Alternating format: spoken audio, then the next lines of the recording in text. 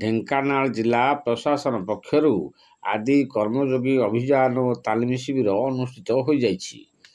ସଦର ବ୍ଲକ କାଙ୍କଡ଼ପାଳ ଗ୍ରାମ ପଞ୍ଚାୟତର ସରଖିଆ, କାଇମାଟି ପଞ୍ଚାୟତର ଚେଲାପାଲି, ମଧୁସାହୁ ପାଟଣା ପଞ୍ଚାୟତର ବିମ୍ବଳ ଗ୍ରାମରେ ଅନୁଷ୍ଠିତ ହୋଇଯାଇଛି ଏହି କାର୍ଯ୍ୟକ୍ରମ।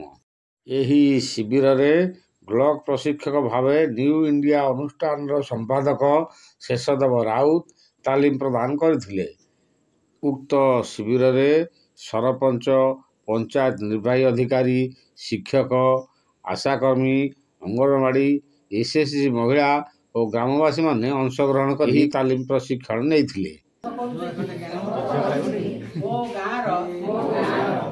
ଗ୍ରାମବାସୀଙ୍କର ଗ୍ରାମରେ ବସବାସ କରୁଥିବା ସମସ୍ତ ପିଲାଛୁଆଙ୍କର